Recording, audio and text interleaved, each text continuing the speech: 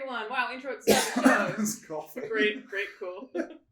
I'm Alanah, I'm a video game writer. That, look at me pointing, is Mike Bithell. Look at It that. kind of feels weird. Director. I feel like you That should point. It feels like randomly. there should be a rectangle is around Austin each of our Wintory, heads. video game composer. Troy obviously can't. I feel like that's me and That's Troy. me and Troy. That's That's me and Troy. And this is the first episode of the show where there's just, Inappropriate just pornography right behind here. us. Yeah. just right here. Very strange. Yeah, we're in Vegas for DICE. Mm-hmm. You got in on Sunday. Been there too long, guys. Yeah, Been there it's too been- long.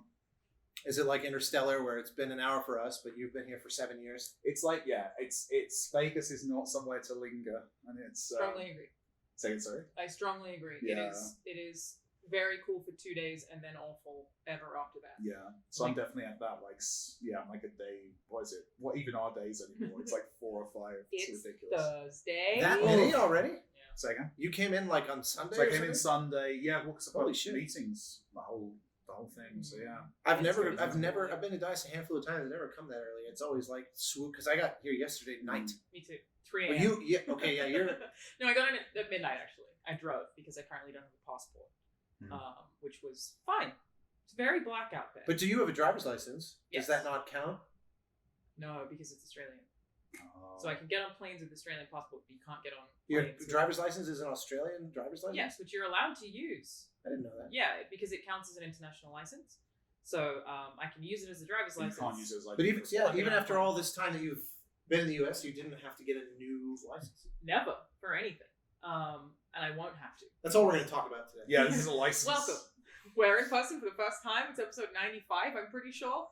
We're talking about licenses. This Yeah. is the content people come in. The- I was going to ask you guys. So, in terms of like your meetings and stuff, like, are you coming in and doing like back to back meetings for those like couple of days you're here, or is it much more kind of fleeting for you? I rejected all of them. You reject everything. A lot of people ask me for meetings, and I said, I don't have time. I'm still doing my day job just here. Yeah. I'm here for the awards because I'm I presenting see. awards, and then So you sat on your laptop for the rest of the thing. Yeah. Yeah. So I'm actually just in here working. Right.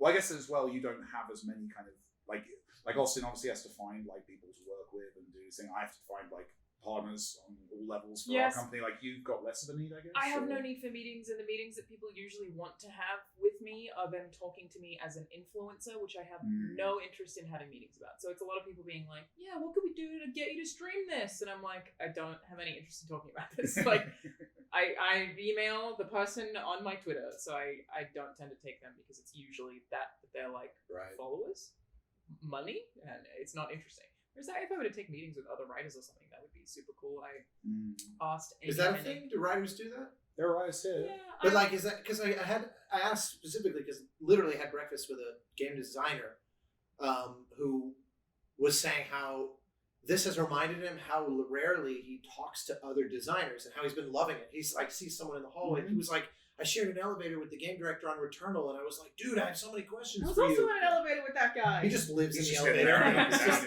He's He's Trying to strike hopelessly up lost. conversation. Does He's he like- have a T-shirt saying "Ask me about Returnal"? Actually, He he's doesn't just even living know. out the sort of roguelike structure of that game. It's just he's trapped in the In elevator. the loop. He's, What a he's, game. for the love of God, why isn't anybody helping me? I asked Amy Hennig to go out to coffee with me Which is at cool. GDC, which I'm very excited about because like I want to ask her a lot of questions, but also like, how did you do this? But also, how did you do it as a woman? Like, I want to talk to her about it so bad. So I'm seeing Amy Hennig there. But yeah, DICE, I tend to just like do the same thing where like just pass somebody in a hallway and say hi and then keep moving.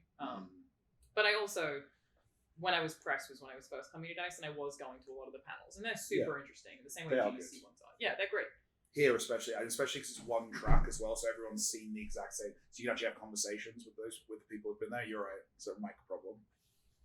There's no mic there's problem. definitely a mic problem. No, I'm just checking. I'm just checking to make sure our levels are okay. I can't resist, despite the fact that it's unglorious to watch. I'm just checking to It's make okay. sure. But it's definitely a component of these things that you're not. It's not like every meeting or like sit down you have is specifically like trying to get work. So like Yeah. writers hanging out. I mean, Yeah. I bet you meet with some like composers and stuff just to hang out. Austin, shoot the shit, right? Actually, funny enough, sorry, I'm realizing I don't like that placement.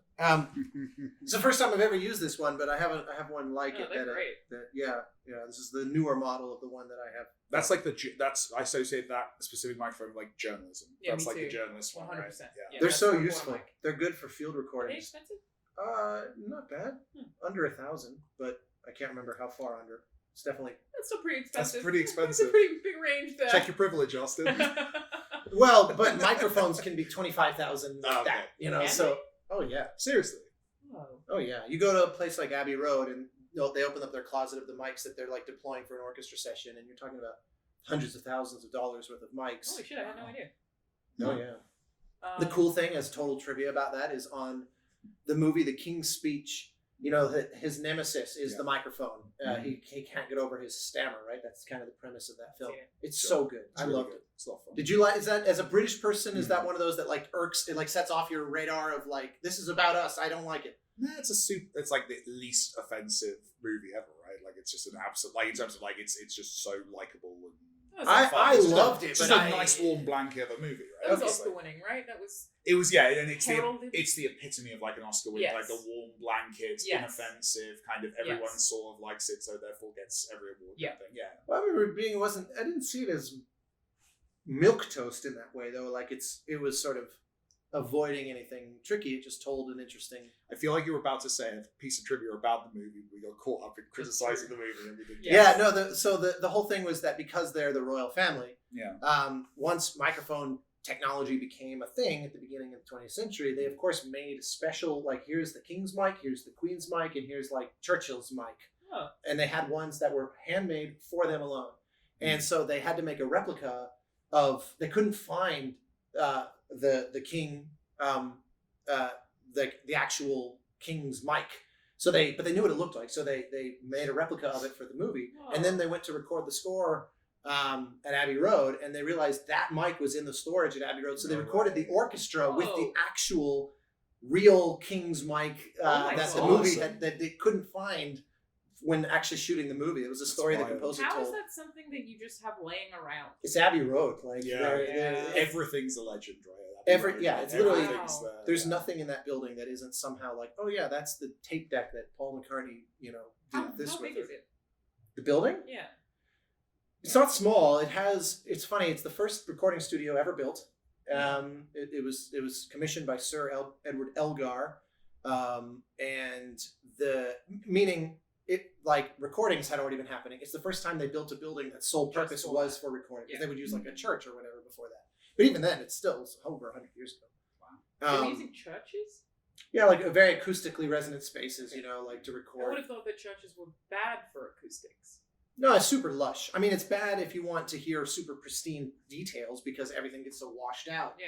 But, there's Got a a big reason sound, why it just, sounds Yeah. really beautiful when Yeah, the that's choir true. sings or whatever. It's just so, The architecture's kind of designed for that, right? To make Yeah. everything feel kind of yeah. The gravitas of the space is Yeah. very immediate. Grand. So Abbey Road Studio 1 is the scoring stage where you can fit a huge orchestra. And I believe, despite the fact that it was literally the first ever made, it's still the largest. I think Wow. you can fit, because like John Williams did the Star Wars films there. hey, check your bingo cards. There's the footage of him doing like Duel of the Fates in that room, and that's like 100-piece orchestra and probably 40-voice choir all performing together simultaneously. I mean, it's an unbelievable amount of musicians that Yeah, can fit in that's that huge. room. That's cool. And comfortably, like it's not exploding.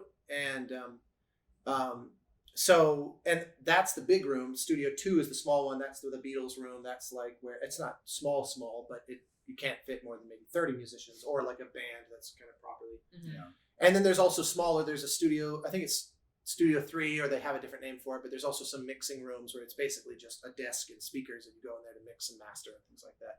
Hmm. And then random closets full of like history, and That's super cool. so it's not a small building, but it's also deceptively. You roll up to it, and if it didn't have a sign on the front, there's nothing about it that would make you go, "Oh, that's it." And then you realize, like, "Oh, and there's the crosswalk." Like, it's all very nondescript. If it weren't for the fact that there's always tourists there taking photos in that, like putting their life at risk. But they're only taking photos of the crosswalk. I Yeah, would say most people probably don't care about the The building studio itself. itself. the exterior of the building. I mean, they're intrinsically connected to each other, obviously, because that crosswalk being the cover of the album and the album was Is recorded. there like there. always a massive queue to the? Probably, right? There's always people. It's whether it's a big giant gathering, but I had a friend who happened to be recording at Abbey Road just by coincidence on the 50th anniversary of the day Oh, that okay. photo was taken. Oh, no. Right. So he went and stepped outside, and it was like a zombie movie. I mean, it was just thousands of people, like the World War Z, forming a. If it were America, someone would be charging people to take Oh photos. yeah. No, if it was America, there'd be like 5 replicas down the street of that crosswalk. Probably would be safer. My assumption. I always ask the cabbies and stuff. Is this? It must be stressful to drive around here because you just know there's going to be people stepping unexpectedly out into the road. Thinking it's He was like, "Oh, it's a known It's thing." not just the people crossing the crosswalk; it's the people taking photos of the people crossing the crosswalk. Who stood in the middle of the road next to the crosswalk taking it. Yeah, shit. Yeah, it is fortunately not the busiest area. Relative to other neighborhoods in London. Like if you go first thing in the morning in rush hour traffic, there's people passing through. Yeah. But then once that kind of dies down, there's definitely windows where you can run, because I've done it, of course, shamelessly, where you got to run into the middle and kind of like pose, and then someone has to go and position themselves also in the street to take your photo. But it's like, oh, there's a car a mile down the road. Yeah. We're fine. Yeah. But not that day. You really are covering all the topics people want to hear. This is the most definitive in-depth analysis of dice ever. This is the most in-depth So good. analysis of that crosswalk. But it's interesting. It's awesome. It is interesting. I love when things are really, really famous, and then you realize when you see them how nonchalant and nothing they actually look. It's kind of like the equivalent of when you, like, if you've ever met. I feel that way about Troy. Damn it, I was just gonna say the same thing too. That's so funny. I literally was gonna say there's like it's always. It was. I said that's to go. That's how I felt when I first met Troy. God damn it. This is all. This is unfair. This It's is the classic. I thought you'd be we're all taller. roasting. Yeah. In his case, he actually is taller than. He is I very expected tall. I always forget how tall you are. Like it's always whenever I see you, I'm like. Yeah, people The say aggregate that. height of this podcast. Yeah. But even though I know you well, and I've seen you several times, it's still a surprise every time. I am tall for a woman. Obviously, we were talking to Maggie Robertson, who plays Lady D in Resident Evil. She's much taller She's than I 8 am. feet high. A whole 8 foot. She's Yeah. very tall. I think she's 6'3". No, I think it's just 6 even. But she just. Really? But she's also like one of those people She that does, feels some like people she's- are like small framed and they just seem like reeds, so they don't seem tall. Whereas some people, I like feel like Maggie's very regal. 100%.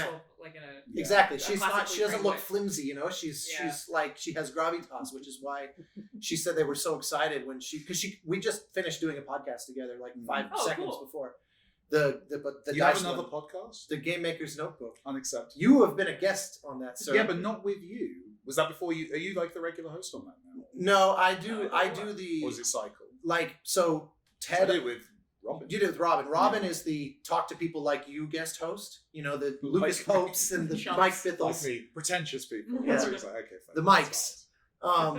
And then at one point they said, it'd be cool to have composers on this show. Would you be our Oh, guest okay. host to talk shop with composers? But then we did one with Troy, and the idea was maybe Troy can be now interviewing fellow actors. But then it was just like got busy or whatever. So they just hit me up and said, hey, since 3 years ago you did one with Troy, you want to do one with Maggie? And I was like, dude, yeah. And it was awesome. But she was talking about how, auditioning as an actor and being over 6 feet tall as a woman closed a lot of Oh, I doors bet. and then like blew this one Yeah, open. They immediately saw her and were like, oh, hell yes. Yeah, 'cause she has to hold herself differently normally anyway. Yeah. Presumably she does the performance Yes, capture as she well, does, right? Yeah. She had never done, she had moved to LA like 2 months earlier than this. From New York, I think she said, right? From London, technically, but she'd moved around a lot, Right. I think. And so she said that it was like on some audition website of just, she said it That's seemed how it's like done some in little games. indie game or Yeah. something. She Yeah. had no impression. They always play it down. She That's just got always how it embraced so hard by the games community. It's Yeah. wild. Like I don't know if I've ever seen anything like that with any character before. works. That's really cool. I told her, I said I saw cosplayers of that character before I saw the trailer. No Like- way. Like I said, it seemed like there were cosplayers within 24 hours. Yeah. Yeah. And I hadn't caught the trailer yet, and so I it was like, oh, that in the trailer, oh, I recognize them from so and so's Instagram. Like That's so weird. it was, I said, Yeah. I've never seen something get picked up that fast. Where it's She's just gotten so much love. It's so cool. It's like such a positive way for someone to be introduced to video games. Like just the whole community was like, "Man, we love you." Like it's very very cool. That's cool. Yeah, she's awesome. yeah, she's you could feel her very palpable appreciation of that it wasn't, oh, you're this outsider and like good for you, you did the thing, move along. Yeah. We've kind of got our crew. Yeah. It's been very much the opposite, which is how I said, look, I always felt that way. I felt so at home in the industry instantly, even though I was entering for Flow, which nobody knew what to make of that.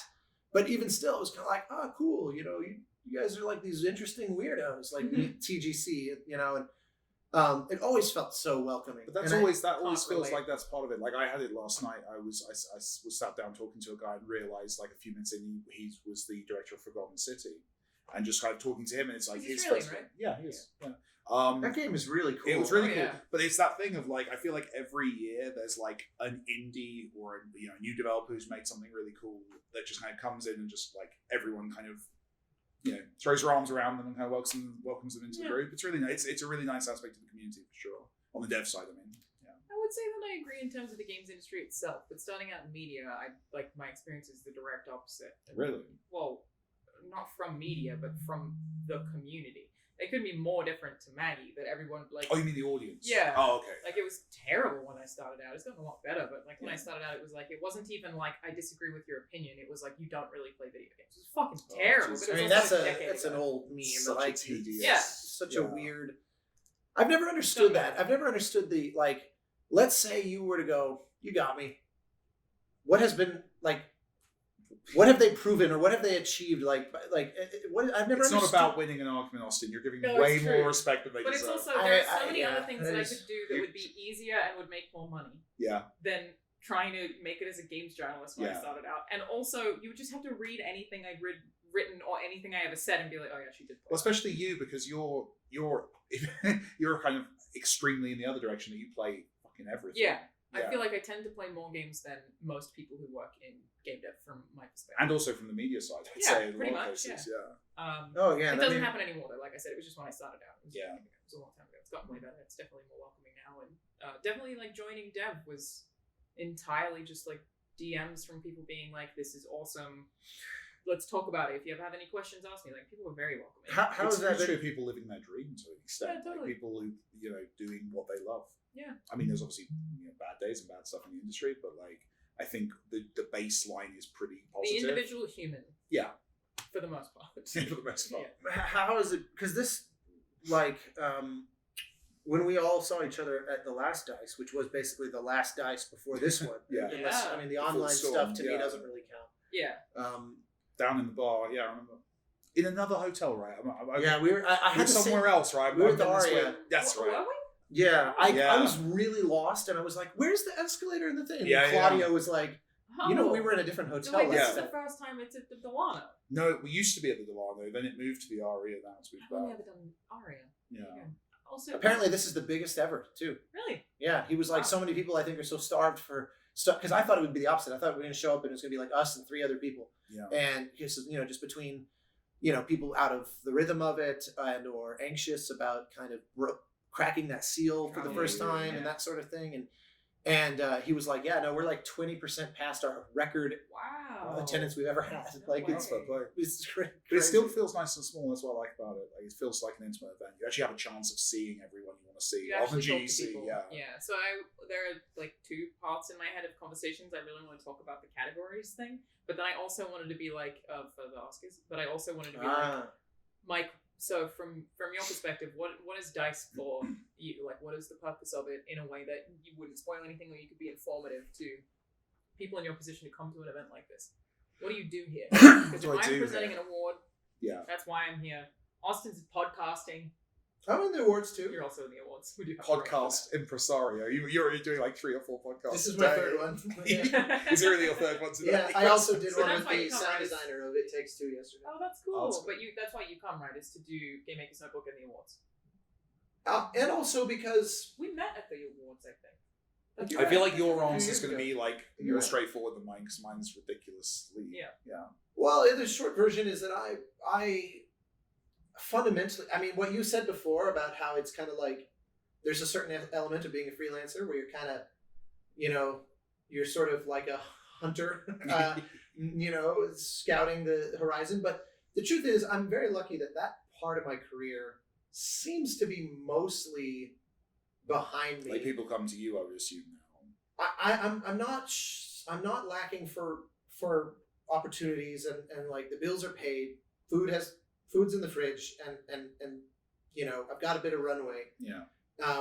So it becomes overwhelmingly a social thing. I just come because I love the people in this industry. Yes. I'm really inspired by hanging out with them and talking to them, and like I had breakfast this morning with a guy who had approached me to score his game potentially. He was talking to a few folks, and then he went with someone else, but we just really got along. And I was like, and he texted me and goes, "Hey, we've never actually met in person because that went down. We connected for the first time during the pandemic."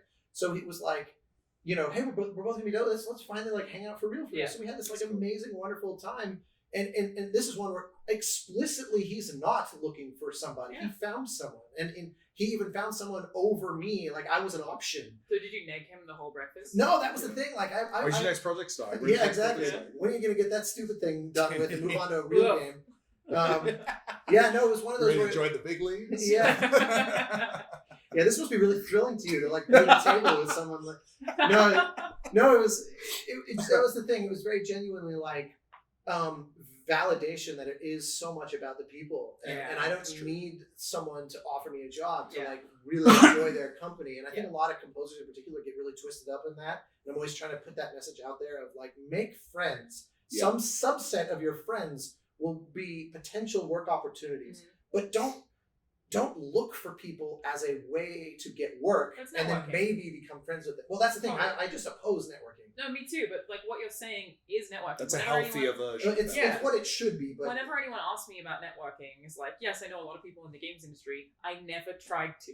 I just went to stuff and drank with people and ate with people, and that's it. Like there was never any intent. I never gave out a business card. I never did any of that. And 99% of them will never be anything other than someone you hung out with and had a drink with, and that's great. Yeah. Like there's not a weird subtext of, oh, I wanted to be hanging out with you, but I realize you're not really a It's conduit. obvious when people do that too. Like you can feel it if somebody does it to you that you're like, okay, I'm aware that I'm being you used. can read it immediately. Yeah, I have that. It's the shifty eyes of seeing who else is in the room. Yeah, they're working out your hierarchical place, and it's immediately the most off-putting thing. So from my experience, it's like I would say like 50% exactly what you just said in terms of like it's just it's camp friends. It's camp friends the right way of putting it, and in our case, like halfway off camera. And like I meant get further out. Get further out. You're kind of intruding in our shots. But it's like been 2 years, and I was saying this to someone earlier. Like literally, I was talking to a friend, someone I really confided in, someone I really care about, who I only ever see in person at events. Yeah. And like, so actually being at an event and seeing him, even if it's only like for like a few hours on one of the days, is a big deal. Yeah. And I've got a number of friends like that, and it means a lot. Then on top of that, for me, because I own a game studio, I have just an enormous number of people I'm currently working with that I need to talk to and check in with. You're also hiring right now, right? Or is that but I'm not hiring here because, to be honest, like with Dice is predominantly peer to peer. It's and bosses ultimately. Yeah, like, it's people who are already. Yeah. I'm not gonna be able to recruit I'm not gonna be able to recruit many workers here because outside of freelancers, there's not your average kind of person on a team unless they're up for an award. That's kind of the one that breaks it. They're not here. So no, for me generally, I'm talking to either people we're currently working with, and that can be publishers, that can be platform holders, and it is publishers and platform holders predominantly. Is some of that stuff just like we're mostly having conversations over Zoom or whatever right now? Should we catch up in person? It's also just like a human thing. What Austin says kind of scales to corporations as well. It's like, I'm trying to think of it like an example, like so like I have obviously relationships with all of the major kind of platform holders, but like hanging out socially with them is like something that means something, and it's those connections, those human connections. I don't think this is something that's very easy as like a member of the audience to kind of see games companies as these kind of mythical kind of corporations. But it's like, no, it's good to meet up and hang out, and ultimately most of these are human relationships, and also humans move between those companies. So it's like I'll literally had a meeting which was actually just grabbing a coffee with like someone the other day who's been at 2 of the 3 major platforms over the years. And yes, we were talking about the wonders of Xbox on this conversation, but a few years ago we were talking about the wonders of Sony. Like it's fine. Like it's that there's that kind of thing. So there's maintaining the relationships and just kind of chatting to people we are working with currently and having that human connection. Yeah. The big one as well with events like this is happenstance. It's just like running into people you've never met before. I literally this morning, like yesterday, I'm going to have to leave out so many details of this story. Yesterday, like, got an email from someone at a publisher with a lot of like interesting IP saying, "Hey, we'd love to talk to you." And then today, met with that person, offhandedly said, "Oh, do you have the IP? Or do you own blah, right?" And he's like, blah. I'm like, "You must be making something with blah." He's like, "Nah, no, we're waiting for the right idea." And I literally just pitched him like a 10-minute pitch of like what I would do with that IP in the room. And like, I would never have gone that. Went terribly.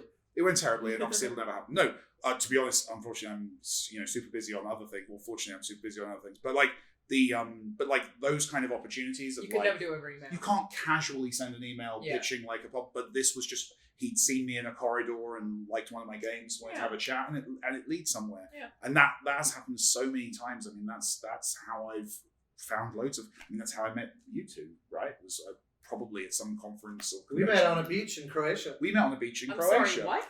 We met in a beach. How have I never It known was this? basically this scene. What the What's fuck? this? That's me. That's Austin. That's you and Austin. No, Very we nice. had that put up for the podcast to commemorate. I'm sure this was a commissioned piece. Yes. Yeah, we did. So that's a great example. So that's a brilliant example of like me and Austin. I think we like tweeted each other, DM'd a bit. Yeah, like, I think it was we knew probably each a few other years online, of mutual awareness, like respect and acquaintance kind of shit. chat. But then we were at, there's a games conference in Croatia called Reboot Develop, right? It would have been that. And we just realized we were in the same city, so it's like, hey, I'll meet you outside that bar. That's so And then- romantic, you guys. Yeah, Oh, and it we've was been together ever beautiful. since. Meet cute. It was It meet was. cute, but that's that's a big part of it. And then the other thing is, I met you at GDC. I met Austin here. So yeah, it's how it we have a works. podcast. It's those it's Well, what and magic happens. And I Yeah. it's funny because it's true how I forget that the birth of this was actually that Comic-Con panel. True. It was John That's Wick, another wasn't it? event. Yeah, and it was you messaging us afterward to go, that was cool, we should do it again. Yeah, it was like this 95 is, times. This is people who really like talking to each other. We should do this. Yeah. Well, it was a like a I think it was like a good panel, but then it was an excellent dinner after. That was the thing. It was good. really It good. was good. We realized like 5 hours of conversation later that we Was it actually you kind that of picked that liked each restaurant? other. That food was amazing. Who did pick that? I don't restaurant? know. That could have been one of the movie people or something. I don't know. Yeah, maybe. Yeah, It I was don't know. great. Is that the one where we had to walk up the stairs? Yeah. Yeah, it's like a vegan place, right? Yeah, it was. Yeah. Because that's the thing is if you mention ever to like a partner that you're I'm vegetarian, they will only take you to vegan restaurants forever and ever and ever. I know every vegan restaurant in LA just from John. There's some like, 'cause amazing ones. There's some amazing, there's some amazing places. But like, But that's the thing, isn't it? It's, those kind of connections can't really happen online, or don't organically usually happen online. Yeah. Especially right now, because with the pandemic, meaning that people who already, like now everybody lives on Zoom so much that I'll have meetings with someone, even if it's a casual, just text someone, realize I haven't talked to them in like 12 months. And I just think, I don't like going that long without just saying hi and catching up. Yeah. So text them, hey, you free? Yeah, let's talk Tuesday. We get on, and then it's like we start talking at 10 a.m. And then at 10:27, they're like, well, so I got to roll into my next thing. It's pretty precisely right now. And it's like life gets super regimented on Zoom. There's no, we've talked about it. It's a real thing we've kind of acknowledged at our company and are trying to work on, but there's no casual conversation. If you look at like how I think Pixar's the one that's famous for it. Like Pixar deliberately is laid out to force people to walk past each other's desks and have conversations. And you see that a lot in well-designed kind of corporate spaces, like encouraging accidental meetings. Or like Valve's desks are like all on wheels or something, so they can like move their desks. And online, I that can't happen. Missed that because I started working in AAA during the pandemic. Yeah. You can never have an accidental conversation online. No. You really can't. Yeah, it's tough. It's a thing that I feel like I've missed a lot of like insight into how different departments work, and just getting to like I so badly want that experience of being able to walk behind somebody's desk and be like, what are you doing right now? Well, you'll get that. Are they opening up? Oh, No comment. No comment. Sorry, of course. Yeah, we're on the podcast, aren't we? I forgot. No comment on that.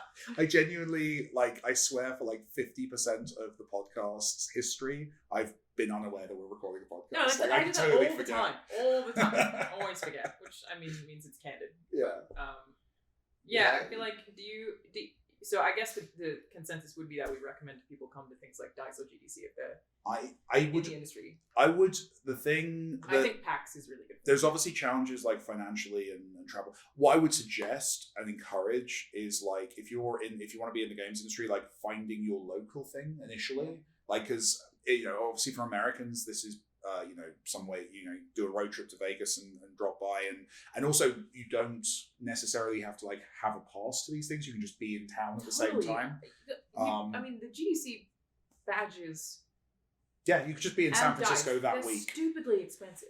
But like if you're like you just show up at the hotel. Yeah, I know a lot of folks that do you that. can totally be around. Yeah. I've done it several times. I think I've done it at every single conference. At some point, I've gone without a pass. It's I absolutely don't fun. have a pass for DICE. I mean, I have one for the awards, obviously, but I don't actually have a pass. I think I could probably message someone and get one. You'd be allowed now because you're no longer press. Because they're not allowed. You wouldn't have been able to get into like the round because the round tables are closed to press. But now you're a dev, you'd be allowed in. Huh.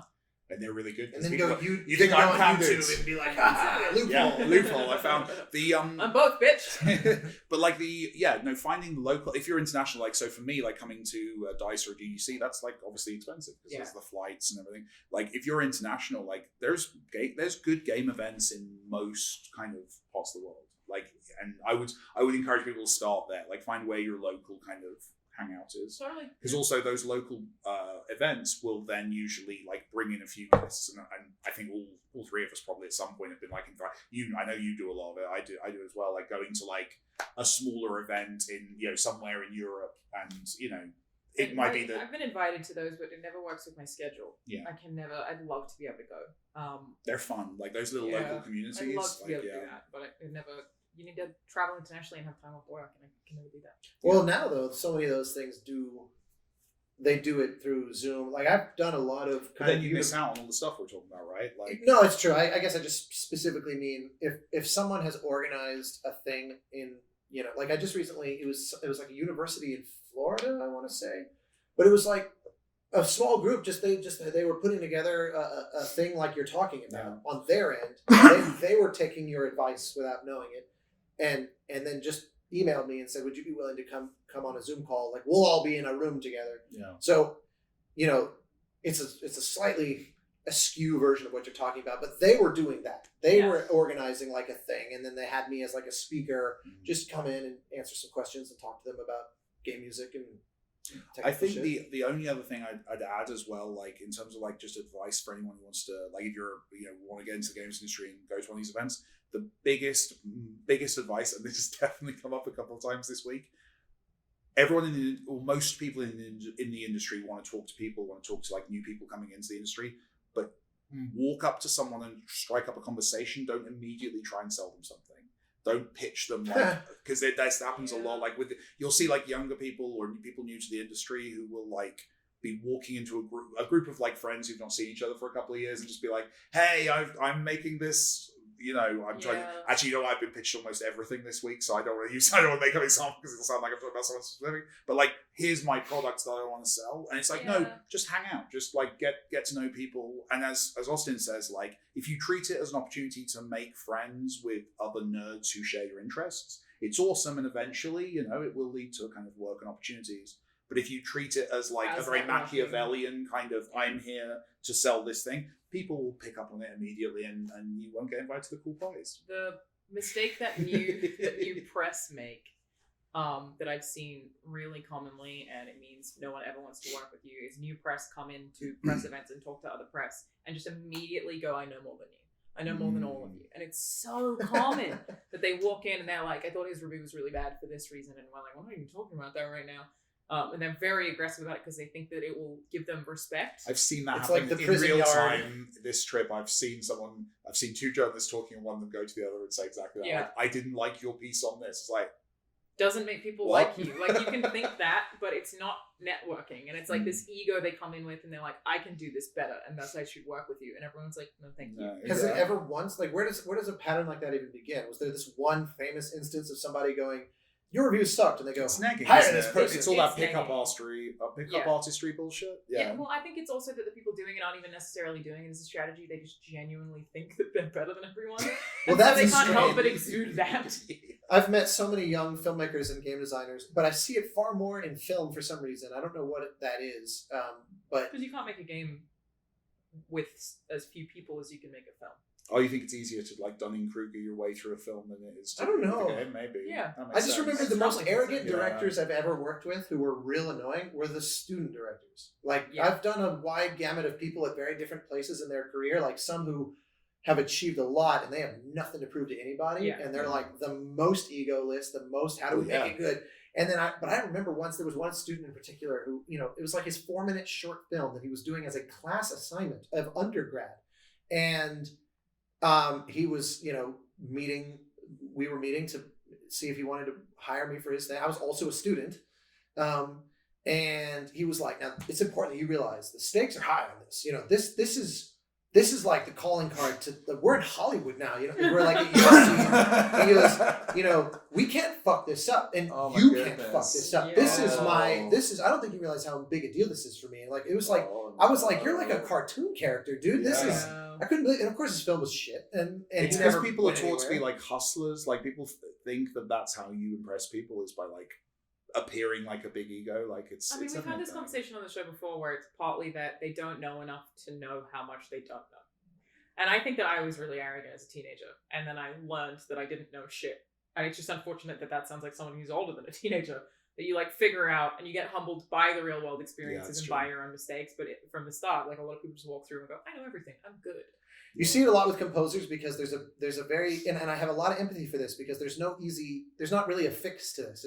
It's just a nature of the beast where because a lot of people grow up like, okay, if you take a wide swath of the population, some pretty small subset gets pretty serious with like playing an instrument as a kid, right? So it's not going to be the majority of people. It's probably a pretty small minority actually. A much, much smaller minority of that group are the ones that go, I could write the music.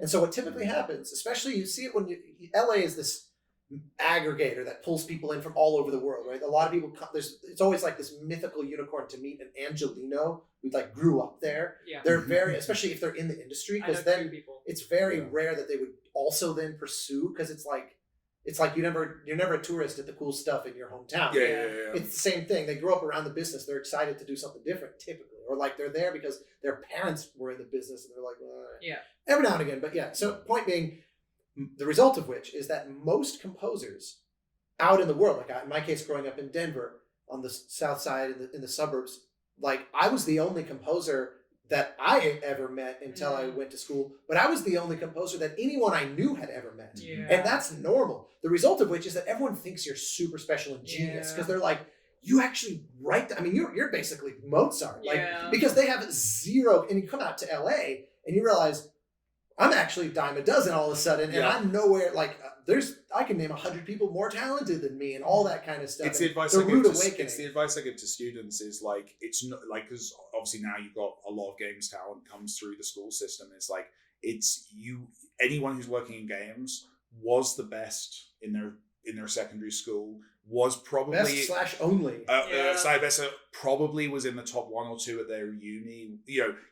Those people are like overachievers. But then, once you're actually in the marketplace, it's the you're big fish, competing small with the pond world. Yeah, phenomenon. 100%. And that's why I'm empathetic to the idea that like there's no justification for being arrogant. Like you should learn elsewhere that it's not good to be that way. Like that's a parallel lesson in life. But I weirdly do understand how people get convinced because their parents and their grandparents and their friends and everybody fawns over them. All the evidence is there that they're the best, right? In the context of their upbringing, they've been the best their whole lives. It's a rude awakening sometimes. Yeah, for sure. They're not used to anything other than like shattering the non-existent competition. Yeah. And so it's like I get that.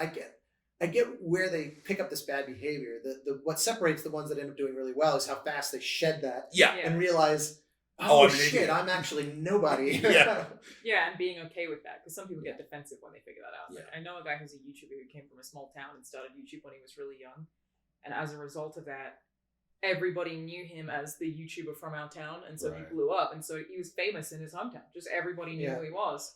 And it turned him into a monster, in my opinion. Like, not gonna name the person, but like the way that he treats people is very much like, I'm not really used to people telling me anything I say is wrong. Yeah. And it's like very clear that he's like that. It's like, I guess when you're 15 and your whole town thinks you're famous, like that's gonna do some weird shit to you.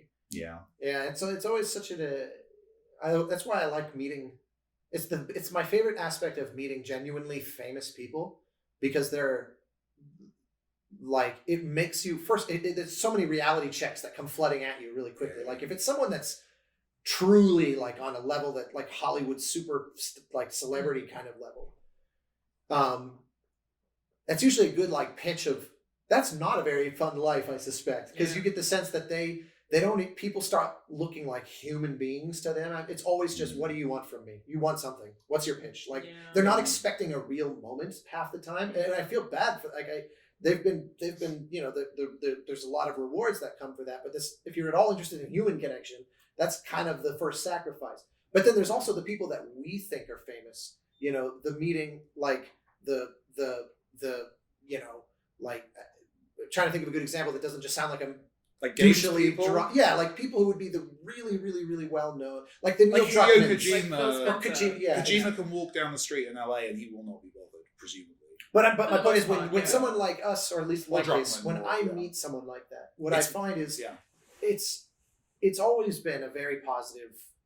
Like they're really not fundamentally different. They've done really well, but they're preoccupied with the same thing. So you realize, you know, the arrogance, most of them don't tend to have that. There's always exceptions. I've met 2 or 3. We can talk about it after we've recorded. I'm not, of course, no. I wouldn't be surprised if they line up, but it's not many. I think the industry is, again, I feel like because games, especially like if you're a Kojima or you're a Druckmann, requires so many people to be just as good as you are at being a director. You have to be a collaborator as well. And you have to respect that this person on this team knows more than you do about this thing. You're the director, but they still have to tell you how it works. I genuinely think, like, if a member of the audience, like, who'd never been around, like, the games industry in a literal sense, like, just wandered into the lobby downstairs and saw, like, just how normal all these famous people are. It's so funny, weird. like, walking down there and then walking past a bunch of people I know who are just chilling, having drinks, just sitting. Like, right now, they're all doing it.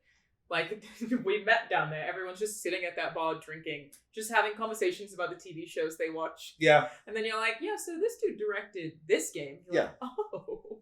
Yeah, it is very, very normal. It's not like, I think that's, I think the, you know, and especially in nerd culture as well, because it is that weird thing that you're pointing out, Austin, where it's like, these people are like internet famous and like games world famous, but they're just like people, just like normal It's a people. false fame. Like, if we identify fame as like the celebrity type fame, if that's like true fame, it's all by degrees. I'm not trying to make a, you know, straw man kind of thing, but it's famous. It's like Twitter famous more than anything else. You know, it's a lot of what happens on Twitter is not real.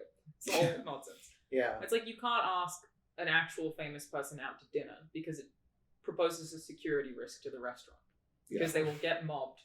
And they don't necessarily have the infrastructure to handle that. That's an actual famous person. I actually, again, I will not indulge in names, but a friend of mine was a tutor for the kids of some pretty famous like movie stars, and one of them was a kid who, because of his life, he had a hard time making friends. So when my buddy decided to go to a restaurant for his birthday, he asked his kid, like, do you want to just come and hang with me and my friends?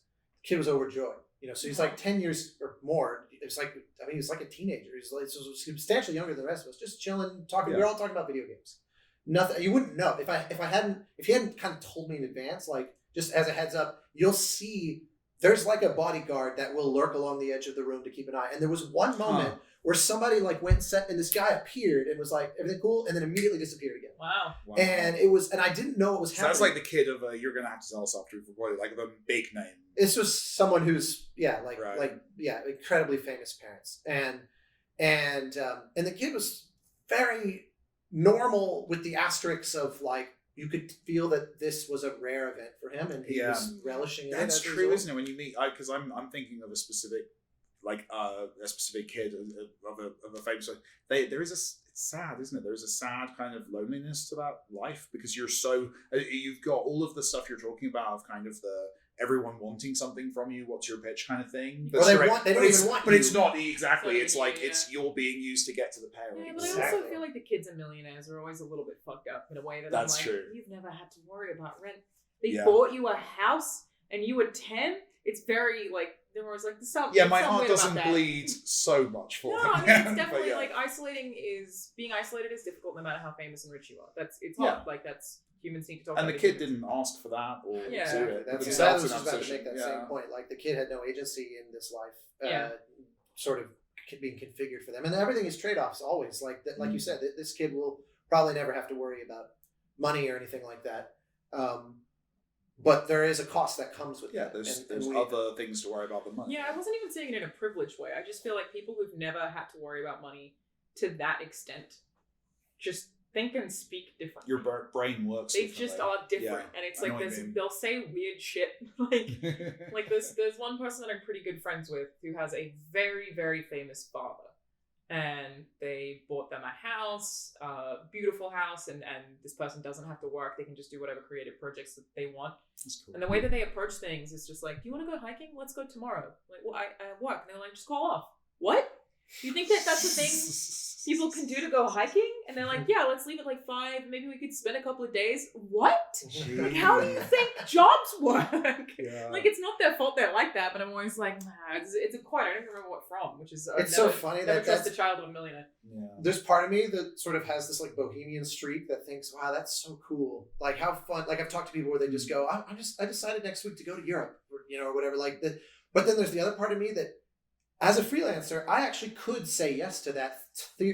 Like hypothetically, Because you've worked your arse off to create the basic state of that person's No, but I life don't mean before from it's- a. Yes, I'm lucky in that financially, I suppose I could randomly take a few days off. In that You're not sort lucky. of thing. You've obviously. But I don't mean it from that angle. I mean like I don't have like a regimented schedule as a Yeah. freelancer. Yeah. I Yeah. can all days or whatever I make of them. Yeah. It's up to me to just. By the way, the Move shit deadline around is or next whatever. month. Make sure you hit it. Yeah. How you use the month is up to you. Yeah. Yeah. So I could theoretically, but there's also the part of me that's so not bohemian because like I love working and I love being at my desk. And someone's like, hey, you want to take a weekend off? Like this is one of these kind of recurring challenges with Alanah because I'm like, we could, have a little getaway to Catalina, but I also could write music. Yeah. And I Same. do love that option. And it's Yeah. earnestly hard because I don't want to be a bad boyfriend and a bad like partner, but I take my laptop with me everywhere I go. Yeah. it's hard, I don't think I've ever had a weekend away and not ended up working Yeah. in some capacity. And so I feel bad for You people just that have don't to balance experience it. that. You know, that the people that have never had to work in that way, they have a hard time often discovering a passion because at some point, I think part of what drives it becoming a passion is like the positive feedback of I need to pay the bills if I don't do this thing. But hey, it's turning out I'm actually kind of good at this thing. And you start to the passion is reinforced. It's not just an abstract thing that's there independent and I better do this because it's a thing I love. Like you fall in love with it more when you get the good feedback of it. And they never get to discover like this friend, I don't know who it is, but if there's nothing in them that Jimmy really Spielberg. drives I'll them, tell you after. Jimmy Spielberg. Jimmy. Yeah, my mate Jimmy's. if they never really That is have the thing that I feel drive, they'll that's never. the luckiest about is that I love my career, and there are a lot of people who don't care about their jobs at all. I love what I get to do for a living. Flip side of that is that I feel guilty if I ever have a day where I don't work. So like what we're talking about here is any day where I don't produce something, I feel bad and I can't get over that. I'm like, must work. It's not the healthiest. That's a thing. dangerous pattern. I'm the same. I've been like that for so long. Yeah. Yeah, it's not. And I also I reward myself for being exhausted all the time. I'm like, okay, so because I had a hard week and I worked really hard, there was a day this week that I didn't sleep and I got into Vegas at midnight so that I didn't miss any work. Then woke up early today. Like it was a disaster. And I'm like, I deserve to go get a massage tomorrow because of this. Why can't I just be nice to myself independent of the suffering? But I can't. It has to be like, you only deserve good things if you feel awful. Yeah. And it's a problem with creative fields in general, I think. Well, it's it's not unique to you for sure. Yeah. Yeah, we turned our passionate hobbies into our not only our form of income, but also our objective in life. Yeah. You know. Well, I mean, look at this podcast. It's like, hey, let's work 80 hours a week or whatever, and then you want to talk about it. Let's add for another something couple to hours. us. It's true. It is true. Yeah, it is. That was my. I know I've said this before, but it was my favorite comment on one of the first episodes when somebody said, "This looks like people that all work in an office together and then go to the bar after work, but just keep talking about work."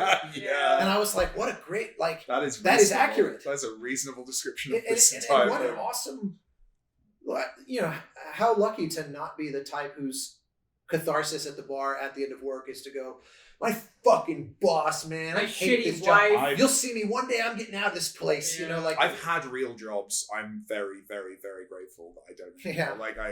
100%. It was like that when I first joined IGN. The morale was really low there for a really long time. Like to the extent that while I was there, one of the meeting rooms, you're allowed to write on the walls, and somebody started a tally for every person who had left because of working conditions in a matter it's of like months. the Battlestar Galactica. You'd walk in counts. there and you'd see another one, and you'd be like, fucking hell, because people were just leaving because they were underpaid and were miserable and were being treated poorly. And when I first joined, I was so excited to be there. And we had those like after work bar things where everyone just bitched about work the whole time. And I was like, oh no, what have I done? Yeah. And then I became that person, and I felt it happen. And I was like, they shifted me into becoming that person, which is like, you know, you got to complain about bad working conditions, but I had to get myself out of that when I started sort of managing people there, where they would come to me and complain about stuff and be like, you have to have at least tried to have fixed the thing before you come and complain about it. And I tried to do that as much as possible, because otherwise someone would be like, this person was mean to me. And I'd be like, okay, did you say anything to them? Like, have you tried to do anything, or are you just complaining? Because the culture just gets worse and worse and worse and worse and worse. And it was brutal to realize when I realized I was doing it, that I was like, shit. Became one of those people who bitches about work all the time, and my job rules. It was hard. Have you felt this being your first DICE in person as a dev? Mm-hmm. You obviously have been before and you know everybody, but do you feel any change from people realizing, oh, you're one of us officially? Whenever I see people in person now that I'm in dev, the shift in comfort is really obvious. Yeah. So like very clearly, They're not going to get quoted. The guard it's is funny down. because that was never. Yeah, it's not like you were 100%. some scoop. Like no, I mean I had leaked some stuff, but I always asked people if I could. Like I had, But you do I had tighten done a few up. leaks. You do tighten up, I get especially like if you're drinking, say you're like, and a journalist comes over. There is that moment of like, okay, like you sober up immediately. Like, okay, I know I need to. So that's come down for you. That's good. Like I wouldn't say people were ever that good. Like they should be like that, but it was still like people were still I'm like that. getting hammered. All my partners, I am like that. Like I remember going to karaoke. I love it. Just neutralizes the alcohol in your system. It really does for me. But you know what? Literally happened to me the other night where someone from a press outlet like came over and we were chatting, and a partner came over and we were talking about talking vaguely about something we were working on, and the journalist asked me a question, and I was like, I just froze immediately and like. That would be the big shit. So I've always had people be very good. candid in terms of like, yeah, I went to karaoke one time with a bunch of people from Rockstar, and I remember like the amount of shots that they bought us, and then watching them, they sang that Post Malone song Rockstar because they thought it was funny. And I was like, these people don't care at all, but they never said a word. Rockstar's so good about like lying to my face to the extent that I was like, I fucking knew it, but they're very good about it.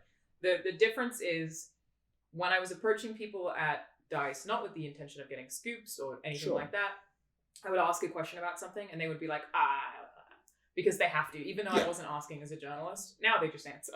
Of course, yeah. So that's the biggest shift is people are always really friendly. It's not like I didn't feel like they were friends already, but the difference now is just a lot more candid, which I totally respect because, you know, even people who are devs, if I get asked about what I'm doing in SMS and they're like, people all the time like, what's the release date? And I'm like, but people know the line, and I think there's a more kind of it's an intrusive thing. Like earlier when I asked you a question and you were like, my God, what's that? No comment. Yeah, like it's a more casual thing because there's no potential risk that that's actually like it's also not rude, and I think when you say it to press, they're like, I was just asking. Yeah. Whereas when you say it to another person who works in dev and they understand, because we've all got our things, right? Sure there are like 5 or 6 things that each of us cannot say. Yeah. I had a chat with a guy earlier. I had a conversation about you that I need to tell you after we recorded as well. Scary. Someone name dropped you to me the other day. It was great. Oh. This guy was talking with. There was a chat I had with a guy kind of in passing earlier, and I asked him something about it. I don't even remember what I asked him, but I asked him something about something he was working on, and he was like, he started saying, he goes, you know, I told a lot of people last night stuff I probably shouldn't have said. So if it's cool, I'm gonna just try to like hold the line. Put the cap back on the ball. Yeah, and I was like, all good, man. If I were working at a different studio, not SMS or Sony in general, who are very private, I feel like I would probably lie to people for fun. Like I would Just make give, shit up. just to like, if I were working in a studio that was more casual, I would give people a bunch of different pieces of information and be like, go off with it. It's and have none of it gamifying be your true. conference to Just see to if... find it, to see what happens, what comes out, like That's who good. says what. Because I know that when I was at IGN, I had Ubisoft employees, which I now respect, lie to me all the time. Oh yeah. Because I'd be like, yeah, they said this. And then I would say it to someone else. And then a month later, you'd be like, that didn't fucking happen. Like, they just lied to me constantly. Just to make you go away, or to like they It could were also be like, having they fun? would tell I you think they things had that fun with changed. it. I mean, I don't think it's that, though, You don't think so? because at least twice I texted them and they were like, yeah, I was bullshitting. Oh, okay. Fucking hell. Which makes the job really difficult to suppress, but it was also funny that, like, Yeah. they It's feel almost like, as if people should have some skepticism about they would read in the press. It's true. When especially games media, it's so controlled, like, it's very Yeah. difficult to... I think it's like if it shows how easily that happens in games media, where the stakes are not life and death, in general. then healthy dose of skepticism isn't. You should have that with any Yeah. reporting, really. But I think, like, games media, there was a guy that I worked with who it turned out was a pathological liar. Oh, that's fun. And that meant that he was giving us information about games that he'd heard from devs that we found out all wasn't true. I'm calling And that's Troy. how- He messaged me 40 minutes ago, like, I'm around. Where's the link? Hey, you're on There it is. speakerphone. We're literally recording, so just know the mic is live. Yeah. How you doing? Sorry, I totally didn't realize that like a half an hour ago you messaged me. Oh yeah, I was not sad at all. Oh. I wasn't crying at all. I was crying for something completely different. Oh, you okay, bud? Yeah, totally fine. Well, yeah, we're in a room together at DICE, and it's wonderful. Wish you were here. There's a photo of us on the wall, though. Yeah. Yeah. Wait, there's a photo of when you say of us. Of me and Austin. We'll send you a picture. Yeah. I thought it was of Troy. No, it's me and you. That's Croatia. Well, but it's kind remember? of changed a few times. Need to get consistent law. Why would I? Is it a photo of me? We're at the Delano, and there are pictures in all of the hotel rooms. There are multiple of them, which Yeah. I only know because you told me. Yeah, varies Of between rooms. People underwater, like, presumably Have a little kissing. cuddle. They're just Have fondling a a little bit. cuddle. Yeah, there's Yeah. cleavage in mine. There's a my room. I have the butt version of this, which I don't want is the butt version. Can you send me a picture? I will send you. a Great. picture. I bet you can take that off the wall and One we can year, swap them. 1 year I compiled because I was academically nerdy about. So many steps of wrong. Because that means if somebody has to create that art, like Yeah. any idea. It's The a photo. pictures. Yeah, it's a photo. I think it's video. I think someone's filmed a video and then they've basically taken individual frames and used them in different rooms. Because I 1 year I got everyone to take photos of it, and we worked out there were about 6 variants. And they're not particularly high quality or anything. Aren't you so Super- glad that I called you so that we could Super pixelated. Explain the art to you. He's the audio listener this time. I also love that we're explaining the art in a video podcast. Everyone can see it that's watching this anyway. The audio listeners can't, like Troy. I do. We don't care about the audio. Sometimes. You guys are doing great keeping up. Are you good, sir? I know that you obviously are not going to explain what you're doing, but are you having fun? Oh, yeah, man. We're having so much fun. We literally are. And I've got, this is my penultimate day. This is, I wrap tomorrow. Exciting. I get to Very come cool. back home and be home for 2 weeks and then go off again. Yeah, you've been away a good month now. What have you guys been doing? Who arrived today and who arrived last night? So basically, who's hungover, who's not? It's a different conference for you people, isn't I it? think we're I've been all here okay. since Sunday, Troy. It's been fucking nightmare. Except I that know it's they make awesome and midnight. it's a lot of good people and No, at this point, I'm definitely in the nightmare stage. Yeah. like jet laggy. Is there Just anything else? knackered, and the dryness of the air as well. Oh, it's Fucks so gross. throat so much. Yeah, Also, all the cigarettes. yeah. Definitely. Yeah, I always forget about that. That you Yeah. can smoke They're inside calling here. back this set, guys. Okay, we Oh. tried. I wish that I was there with you. Have so much fun, and Break a leg. I have no predictions for the awards. It's great. I think you'll probably win. Yeah, you'll Yeah. win. Yeah. All Oh, right. he's gone. He hung up in That rage. was it. We actually, I think, We need have to to go. leave. We yeah, do. I didn't. Thank yeah, you all you- so much yeah. for watching. Sorry if the audio was terrible. Did our best. Don't know how it's going to sound. I keep worrying that I'm too far, and then I thought maybe you have the gain up, and actually every time I lean in, I'm going to be like, just like I will be blowing honest. You are. You peeking a bit? No. The Oh, wait, I gain is didn't- not too high, but the issue is actually that because you keep leaning backwards and forwards, I'm then- actively aware that the audio is going to be fucked. Well, However, who cares? I It's tried to It's make the sure production value that the Who audience cares? expects. I leaned forward when I had like substantive things to say, and if Yeah. I was mostly going, "Oh yeah, interesting," I Yeah, leaned because see, back. the level's like green when you're back there, yellow when you're here. I'm always green. I wish I had think- been paying attention to the meter on there. I didn't realize that was there. And this is my volume. Yeah. Sunval's the same zone as you as well. Yep. Yeah. It's Professional. fine. It's not our worst. They it's not our worst. That Troy, was Troy episode. at the airport or whatever a few That weeks was ago real was- bad. set the Special. bar nice and low. Real So bad. we're We fine. never put out the episode where he was like walking around a car park, Right. right? That one's You're right. that one's What? missing to You weren't there. The missing the lost episode. Oh, the Wordle episode. The lost the The Wordle lost episode. episode. Pretty much listen. We have to leave it till Wordle is completely irrelevant before we release it. Publish Should it we? in Should a like thousand. if we ever decide, okay, this is the last episode, then we do that, and then for the 10th anniversary, Yeah. then here's the lost one. It'll be so amazingly anticlimactic. I say we release it as like a $50 Just make audio as much- book. the whole 3 people who buy it, we can split it. Would be great. Yes, Austin and I have to go to rehearsals. Thank you, everybody, for tuning in. Sorry about the audio. It was worth it to be in person. Thanks for 95 episodes. 95.